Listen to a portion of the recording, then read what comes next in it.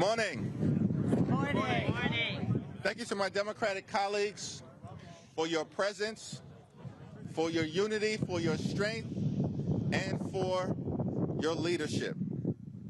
I'm deeply appreciative that we've been joined today by three extraordinary, hardworking American taxpayers, Heather, Jackie, and Jonna, whose lives are being upended by the government shutdown and the Republican health care crisis. And they are here to tell their stories. Donald Trump and Republicans in Congress have shut down the government 15 days ago. And they haven't done a damn thing since to try and reopen it. House Democrats are here, reporting for duty.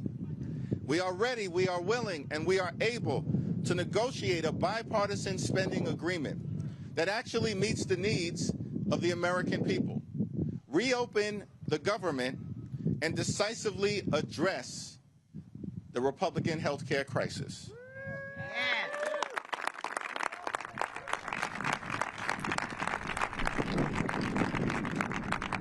But we also need a common sense partner on the other side of the aisle. House Republicans shut the government down. Then they ran out of town. And for the last 3 weeks, they're nowhere to be found. What more can I say? You deserve better.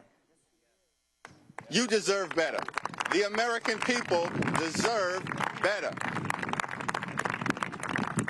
House Democrats are fighting to lower the high cost of living. House Democrats are fighting to fix our broken health care system, and House Democrats are fighting to clean up corruption, to deliver a country that actually works for the American people. Donald Trump promised to love and cherish Medicaid. Instead, Republicans enacted the largest cut to Medicaid in American history. That's unacceptable. Republicans falsely claim now to be the party of health care, but their policies are closing hospitals, nursing homes, and community-based health centers all throughout the country. That's unacceptable. The Trump administration is giving $20 billion to bail out a right-wing wannabe dictator in Argentina. But Republicans are unwilling to spend a dime to provide affordable health care to working-class Americans. That's unacceptable. The American people deserve better. You deserve better. It's time to extend the Affordable Care Act tax credits. It's time to prevent tens of millions of Americans from experiencing dramatically increased health care premiums. It's time to make sure that every single American can afford to go see a doctor when they need one. It's time to reopen the government and stand by our hardworking, patriotic federal workers, and it's time to do all of that right now. No further delay. House Republicans need to get back to work. House Democrats are in this fight for working class Americans. We are in this fight for rural America. We are in this fight for urban America. We are in this fight for suburban America. We are in this fight for small town America. We are in this fight for the heartland of America. And we are in this fight for black and brown communities all across America. House Democrats and Senate Democrats are in this fight until we win this fight on behalf of the American people. Cancel the cuts, lower the costs, save health care. It is now my honor to introduce a registered nurse and a principled health care provider from the great state of Connecticut, Heather Roth.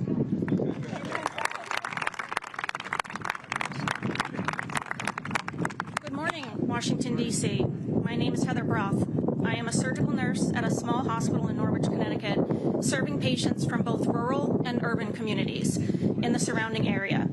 I'm also proud to be the president of our AFT affiliate 5149 in southeastern Connecticut. As healthcare workers, we take pride in giving our patients the very best care because that's what they deserve. We've long struggled with a healthcare system that's strained, which is hard, as it is, but we know it could be even worse. Today I'm here to say that we now are deeply worried that it will be much worse. We know a healthcare crisis is just around the corner because the big ugly bill law enacted by Republicans in Congress and the Trump White House, it's coming. This partisan law slashed Medicaid and allowed healthcare tax credits to expire for working families, all while funding tax breaks for billionaires. That may be great if you have money, but it's going to make life harder and more expensive for everybody else, including more than 100,000 people in Connecticut who will face higher premiums if the tax credits expire. Already, our small community hospital has had one of the busiest years to date.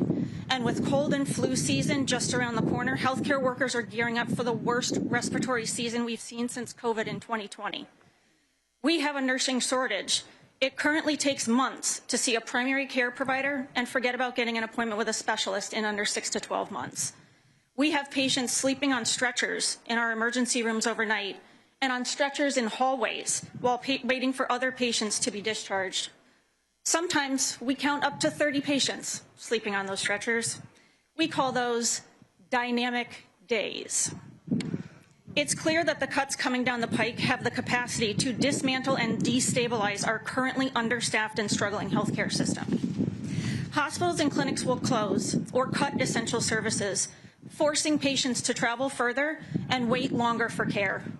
Up to 15 million people could eventually lose their health care coverage, and millions more will see their health care premiums increase. Our communities can't afford groceries right now. How do we expect them to afford significant rate increases to their health insurance? And we know that rural communities will face higher premium increases than other communities if the health care tax credits are allowed to expire. Nationally, nearly a quarter of farmers and ranchers get health care coverage through plans supported by these tax credits. Entire communities will be devastated if the politicians in charge of Congress and the White House don't take action now. The frontline workers are scared. Everyone who's concerned about their own health or a loved one's health should be as well. Asking our friends and neighbors who can't afford food or rent to pay on average more than double out of pocket for their health insurance premiums is going to force people off their health insurance. That won't stop people from needing emergency care, regardless of whether they live in a blue or red community. Communities will suffer.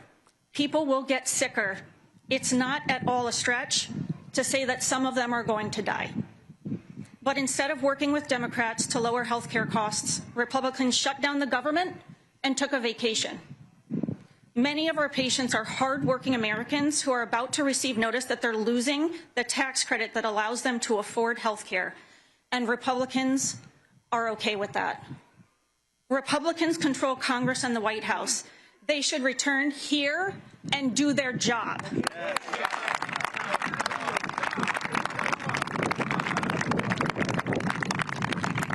They should end this government shutdown and work with Democrats to rescue the health care that's now at risk.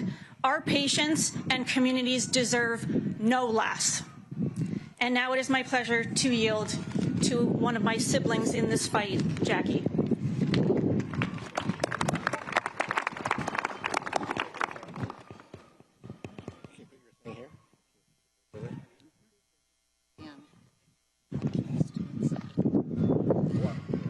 My name is Jacqueline Bush Holcomb, and I am 59 years old. I live in Clark Summit, Pennsylvania, in the northeast part of the state of Pennsylvania. In 2008, my career as a mortgage wholesale lender came to a halt due to the festering mortgage crisis. My husband is self-employed as a certified residential appraiser. When I lost my job, we suddenly no longer had health insurance. We obtained insurance coverage for our family, and we paid for the coverage until our premiums became too expensive to afford.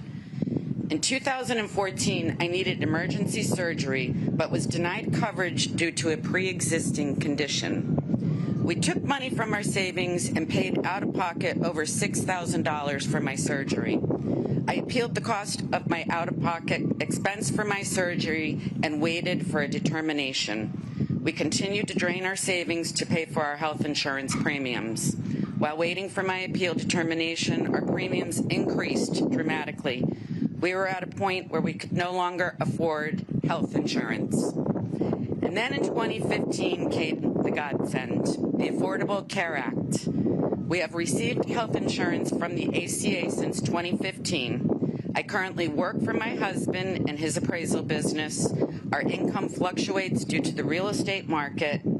We update our income for coverage through the ACA accordingly as required.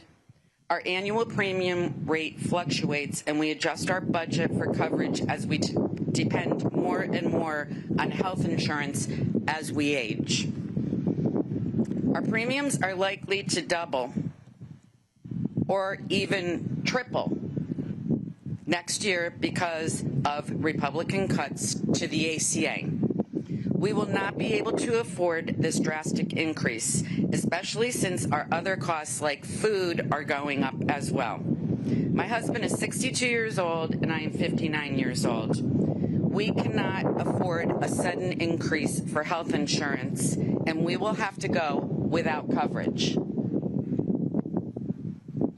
We are just one American family having this discussion and realizing that we are taking a gamble on our own lives. We have depended on our health care coverage to keep us healthy, and I am thankful to say we are healthy right now. By forcing us to go without health insurance, Republicans will steal the good health from us that we currently have. Instead of working with Democrats to find a solution, Republicans have shut down the government and fled D.C. I am requesting, pleading, and now demanding that Republicans do their jobs and protect the millions of Americans like me who rely on the Affordable Care Act. Thank you. I will now yield to Jonna.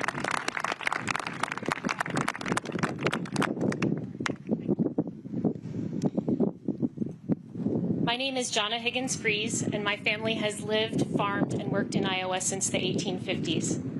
I'm here today as a private citizen and mother of 2 kids with critical and chronic illnesses who use Medicaid.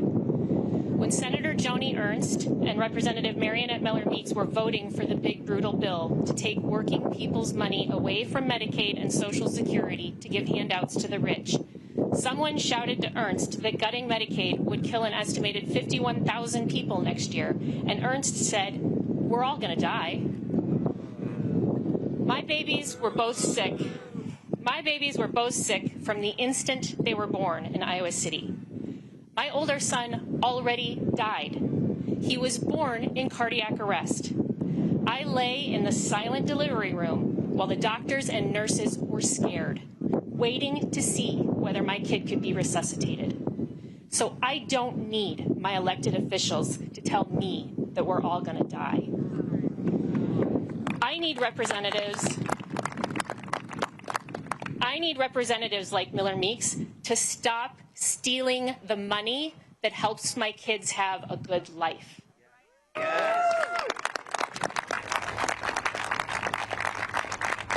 To Representative Marionette Miller-Meeks, who said hell will freeze over before she holds a public town hall or agrees to meet with me and tell me to my face that my kids should just die, I say, you took an oath as a physician to do no harm.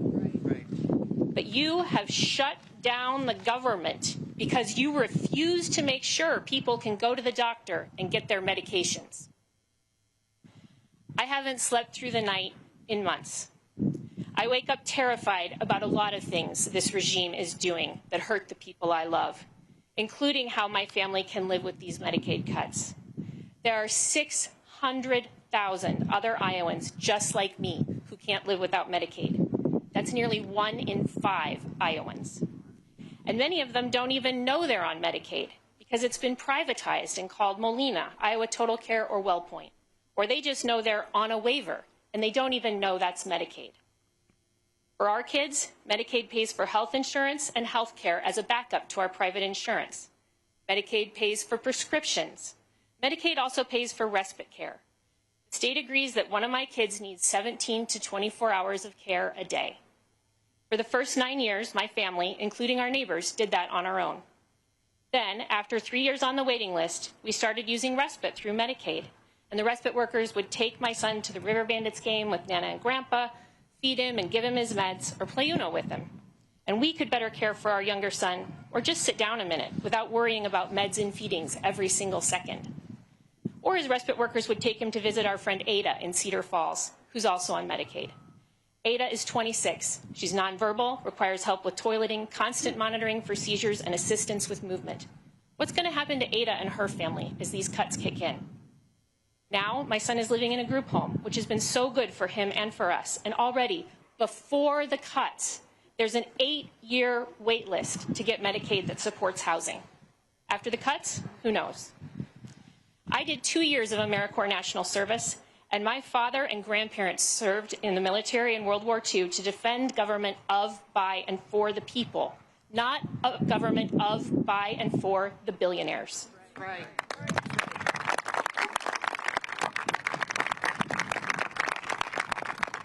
We are the richest country in the history of the world.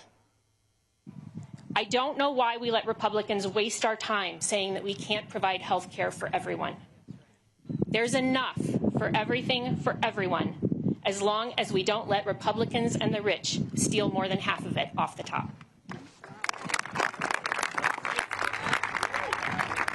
Thank you, Jonna. Thank you, Jackie. Thank you, Heather, for sharing your powerful stories on behalf of the tens of millions of Americans who are in the line of fire as a result of the unprecedented Republican assault on health care in America. It's time to reopen the government.